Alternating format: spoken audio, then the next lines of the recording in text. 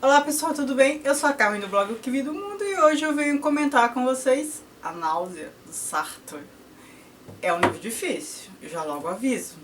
Mas eu vou tentar aqui dar algumas chaves, facilitar um pouco para quem tem interesse em ler. Ele é difícil porque exige bastante conhecimento de filosofia, mas se você não tiver esse conhecimento, você pode ficar só com a parte da literatura. O porém é que se você ficar só com a parte da literatura, ou seja, o livro parar em pé sozinho com o que ele tem a oferecer em termos literários, talvez você não goste tanto. O que eu acho uma pena também, porque ele é grande, ele é considerado, ele está nas duas relações lá dos 100 livros essenciais da revista Bravo, da revista Bula. Por quê?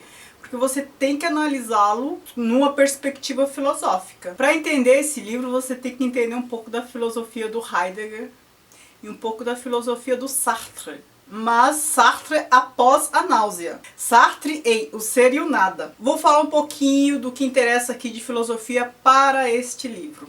O que é a filosofia do Heidegger que aparece aqui? O Sartre era leitor de Heidegger, né? E o Heidegger foi essencial para o Sartre desenvolver o que depois ele desenvolveu em O Ser e o Nada. Porque o Heidegger, eu já li um pouco, o Heidegger é muito difícil de ler. Aliás, filosofia alemã é muito difícil, porque os alemães não são muito didáticos, né? Então, dificulta bastante. Os franceses já são bem mais palatáveis, né? Mas os alemães... Então eu li um pouco de Heidegger e eu li comentadores de Heidegger para facilitar. O Heidegger traz a questão da falta de fundamentos nas coisas. É claro que eu vou trazer tudo isso de maneira bem simplificada, senão esse vídeo vai ficar gigante também e eu não sou da área para ficar discutindo tanto. Mas para você entender o que propõe Heidegger e depois o que propõe Sartre, você tem que pensar no mundo sem Deus. Você tem que, sabe, tirar Deus do seu pensamento. Por mais religioso que você seja, você tem que tirar Deus do seu pensamento para entender tudo que é dito aqui em A Náusea, no Heidegger, no Ser e o Nada, certo? Então, Deus não existe, né, para essa concepção aqui tratada. E o Heidegger disse, então quem pôs a coisa aqui? Então quem pôs, sei lá, esse móvel aqui? Né? De onde surgiu esse móvel? Você pode pensar quem pôs fui eu, foi outra pessoa, mas a questão não é essa. É se você puxar o fio. Eu pus porque motivada por uma coisa que fui motivada por outra, por outra, por outra, por outra. Então se você for puxando a razão das coisas existirem, por estarem onde estarem, você vai construindo uma cadeia de nexo causal e que essa cadeia não tem fim. Se você chegar a um fim, você chega à conclusão de que não tem fundamento, né? Então assim, a Terra, o planeta existe, você não sabe de onde veio e existe por existir. Não tem uma causa. Todo o resto, a partir da coisa inicial, tem um nexo causal. Isso por conta disso, por conta disso, por conta daquilo. Mas a primeira coisa que surge, não tem um nexo causal. E poderia não estar. E aí, essa é a ideia cara a Sartre. Poderia não ser, poderia não estar. É a ideia da contingência. Contingente é o quê? É o que não é necessário. Pode ser, pode não ser, pode estar, pode não estar. Então, resumindo a ideia do Heidegger, é que as coisas não têm fundamento. Né? O que é fundamental? Não serve pra nada, não tem, é contingente, não tem razão. É claro que você começar a pensar muito nisso, você deprime, né? Pensem que se você acredita em Deus, e se você colocar Deus nessa concepção, ora, os vazios são preenchidos por Deus. Porque Deus quis assim, porque Deus fez. É por isso que eu falei, é essencial que você tire Deus dessa concepção para entender o que eles querem dizer. Não estou falando tirar Deus da sua vida, pelo amor de Deus, não é isso. Mas para entender o que eles querem dizer. Então, para Heidegger, as coisas não têm fundamento. Tudo existe de maneira contingente. Pode ser, pode não ser, tanto faz. E o que o Sartre depois vai desenvolver em O Ser e o Nada, eu já andei falando disso para vocês, O Ser e o Nada eu já tenho mais familiaridade, é que ele parte da ideia de que não há uma dualidade, né? Ou seja, ele vai contra toda a filosofia de Descartes, todo o platonismo, né? Mundo das ideias e a realidade. E o Sartre vai contra isso para falar do ser humano. Então, o ser são as ideias, as coisas. Então, os bichos, eles são. Um gato é um gato desde que existe gato. Uma tesoura, para ser pensada, e ele usa esse exemplo da tesoura, não seria nada. A tesoura, ela foi feita, mas antes de ser feita, ela foi idealizada, ela foi pensada. Era preciso um objeto cortante assim, acessado. Então ela foi pensada, projetada e feita. Isso são o que ele chama de ser, os bichos, os seres viventes que não são homens, né? Homens e mulheres, claro, eu tô falando do ser humano. E as coisas, os objetos, eles são seres. O homem é o não ser. Por quê? Porque o homem não nasce feito, ele se faz. E aí vem a ideia central de Sartre, que é muito famosa. A existência precede a essência. O homem primeiro nasce, primeiro ele existe para depois ser alguma coisa. E ele vai ser o que ele quiser ser. É claro que isso dentro de, né, tem suas limitações. Porque a ideia de liberdade de Sartre não é uma liberdade total. Porque a gente não tem liberdade total. Você não escolhe em que família você vai nascer, que país você vai nascer, classe social. Você não escolhe essas coisas. Mas aí vem outra ideia de Sartre. O importante não é o que fizeram de você, é o que você fez com o que fizeram de você. E você é condenado a ser livre. Essa é outra ideia de Sartre. Por quê? Você nasce, você existe e aí você tem liberdade para fazer de si o que você quiser. E é claro que isso é totalmente contrário ao determinismo do século XIX, sabe? Que fala que o meio determina a condição do indivíduo. Não, totalmente contrário a isso. Então é totalmente contrário ao determinismo do século XIX, totalmente contrário à dualidade, à filosofia dual, que boa parte dos filósofos são dualistas, Descartes, Platão e tudo mais. E o que ele estabelece? Não, somos nada, nós somos uma página em branco, depois nós nos construímos. Essa ideia pode parecer absurda se você falar um mundo sem Deus. Essa ideia é absurda, mas todo mundo é existencialista. Hoje em dia todo mundo é existencialista em algum grau. Se você é contra preconceitos, você é existencialista de alguma forma. Por quê? Se você acredita que a mulher nasceu para isso, o negro tem ginga, o japonês é inteligente, isso é preconceito. Você está partindo de ideias preconcebidas. A pessoa nasce, ela já tem um modelo a seguir para ser considerada assim ou assado.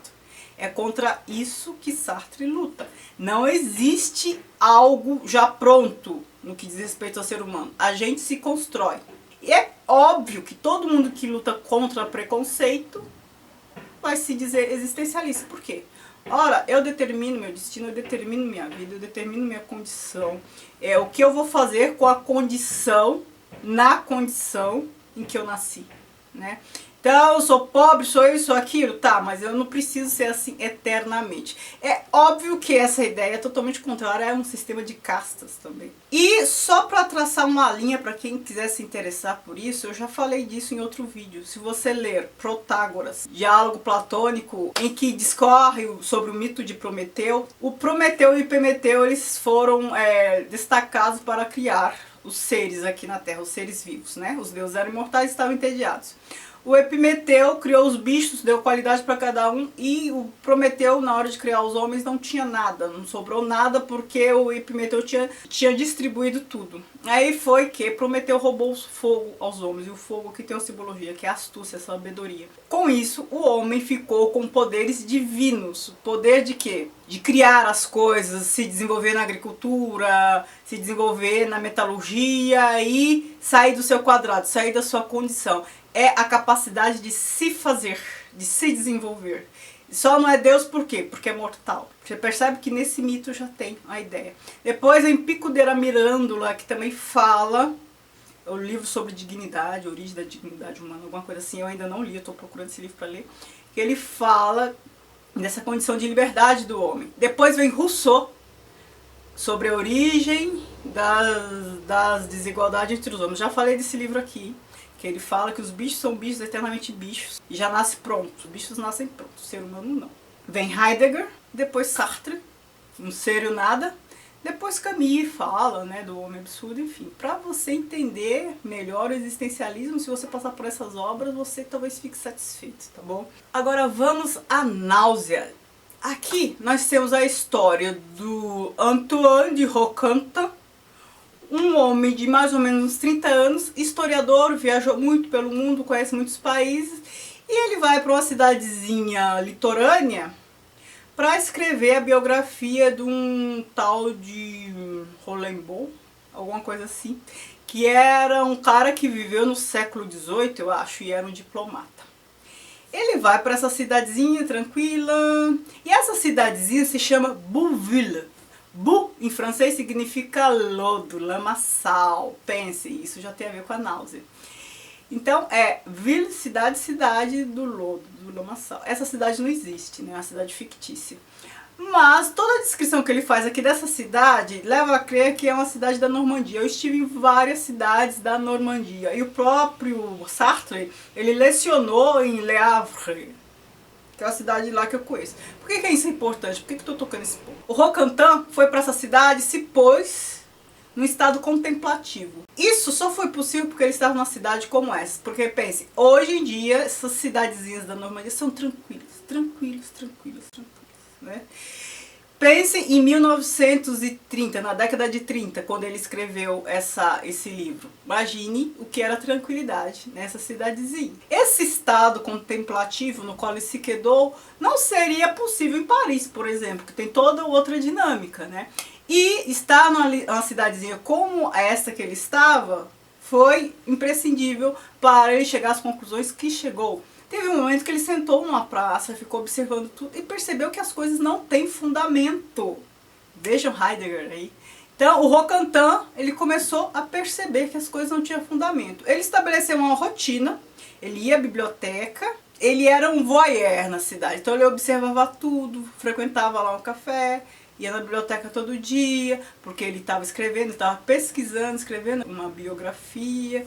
E ele foi começando a entrar num ritmo um pouco letárgico, ao mesmo tempo que era contemplativo, ele observava muitas coisas, coisas de voyeur, também um pouco nostálgico, ele foi percebendo as coisas do mundo e se percebendo nesse mundo. E ele começou a sentir náusea. Então, vira e mexe, ele começava a sentir náusea. E o que é interessante, neste livro tem uma ideia cara a Sartre, que ele vai desenvolver melhor, vai dar o nome em O Ser e o Nada, que é a ideia de má fé. Essencial para entender o existencialismo de Sartre. Nesse livro ele não dá esse nome, mas aqui já tem toda a configuração do que o incomoda, ele não dá esse nome, mas ele vai dar o nome depois. Má fé é o quê? É quando a pessoa procura se encaixar em um modelo já determinado. É a ideia lá que eu disse, hein? Você não tem que partir de modelos determinados para decidir o que você é. Você tem que se construir. Então, aqui já aparece essa questão. Ele está escrevendo a biografia do diplomata.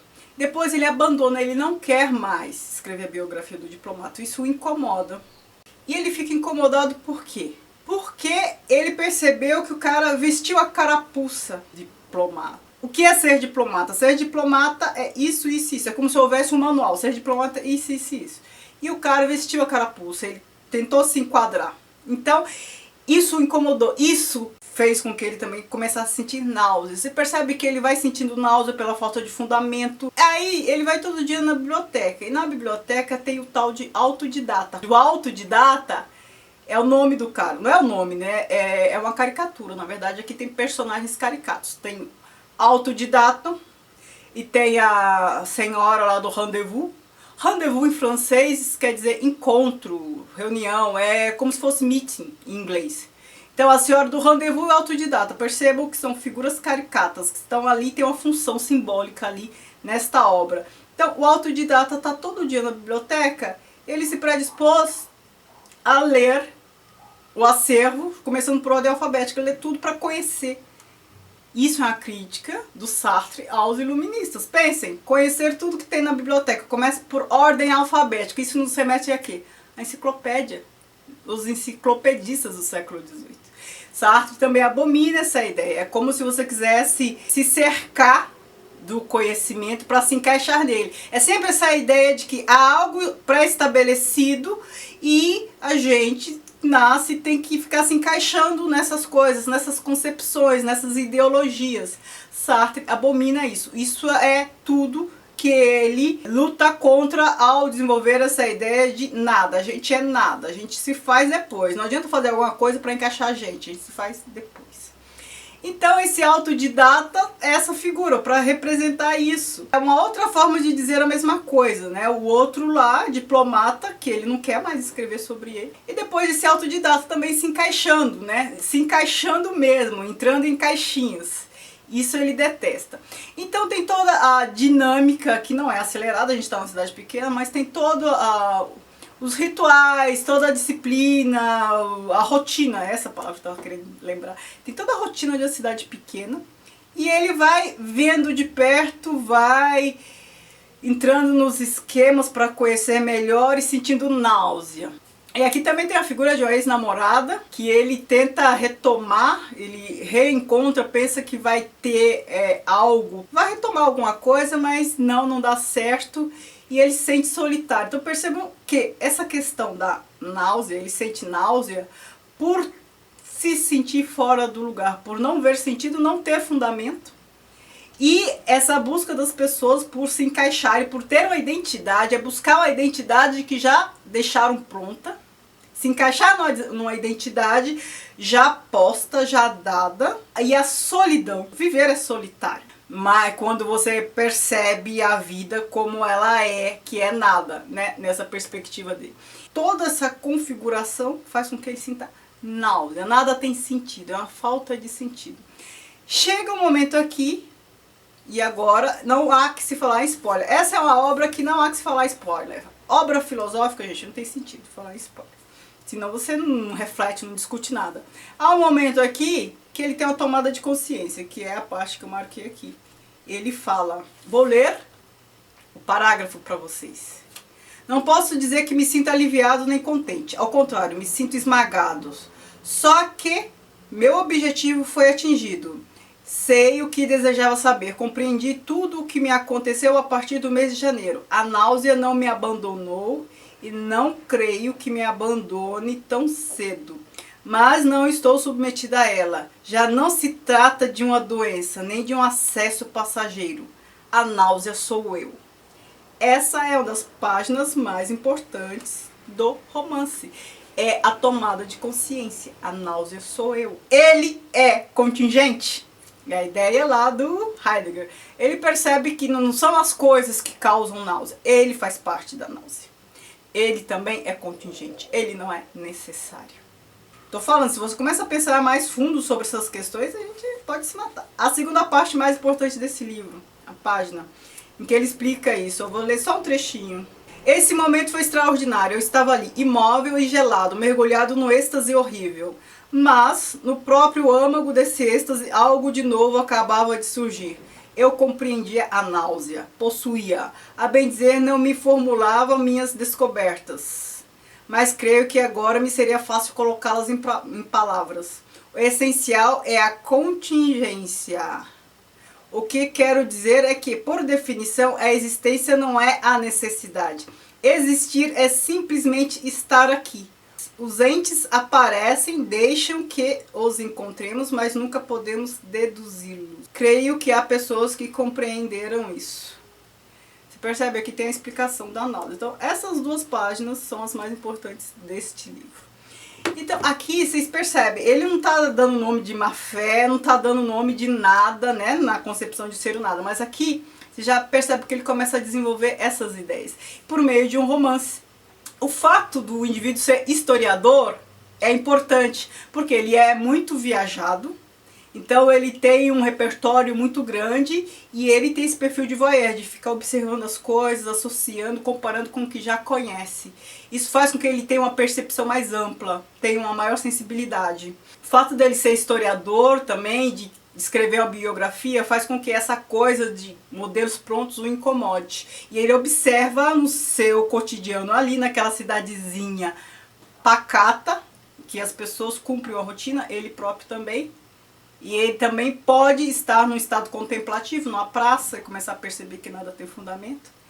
E tudo isso faz com que ele vá percebendo, vá sentindo a náusea e vá se percebendo parte disso tudo. Ele não é externo à náusea, não é um observador que observa tudo e rotula. Não, ele se percebe, ele tem uma tomada de consciência, ele se percebe fazer parte daquilo tudo. E percebe a contingência da existência. Tanto faz a gente estar ou não estar. Então, não se leve a sério demais. Então, por que ele critica esses indivíduos que querem se encaixar? São pessoas que se levam a sério demais. Agora eu vou falar uma coisa, gente, mas não me leve a mal, não estou generalizando, mas eu posso falar porque eu já vi muito de perto. Sabe, estagiário de direito? Então, Eu já trabalhei muito em escritório de advocacia, então tinha muitos estagiários que já se sentiam advogados, se comportavam como se fossem advogados, muitos com muita arrogância até.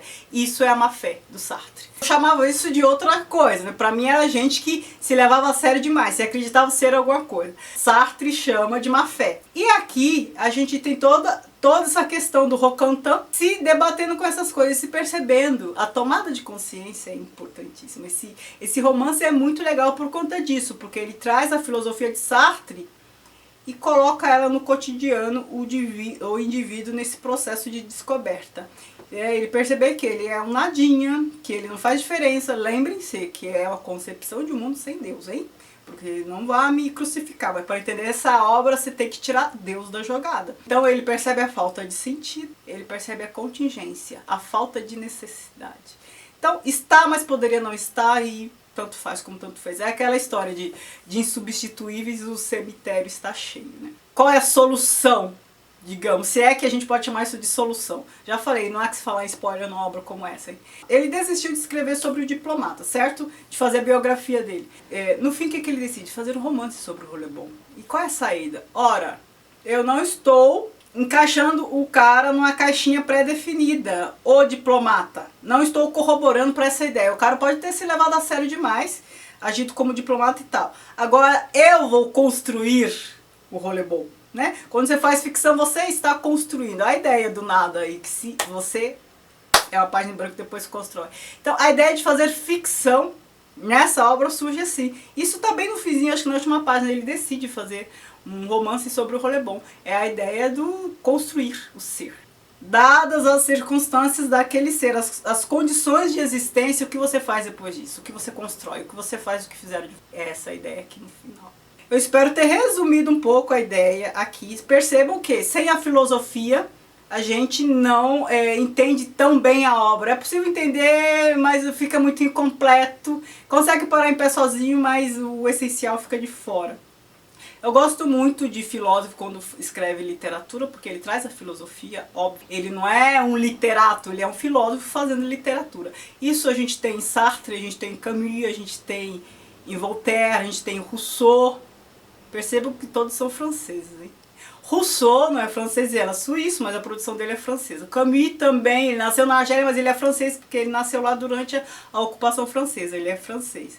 Mas percebam que isso é uma característica dos franceses, trazer a filosofia para a literatura e torna tudo muito legal, muito bacana. Eu gosto, porque aproxima a gente da filosofia. Exige mais, né? Quem vai ler um romance de um filósofo, é bom que conheça a filosofia dele, mas é uma forma também de nos aproximar da filosofia, né, de uma maneira fictícia mais interessante, né, eu acho. Então é isso, se vocês quiserem discutir mais, por favor, vamos continuar, porque esse vídeo já está longo, não tem como fazer um vídeo muito curto sobre essa obra, eu acho, né, se bem que eu não consigo fazer vídeo curto sobre obra nenhuma, mas, enfim, comentem, deixem aqui embaixo, curta, se você gostou, compartilhe se alguém tem interesse nesse tema e a gente consegue conversar melhor, tá bom? E se inscreva no canal. Muito obrigada por assistir. Beijos e tchau, tchau.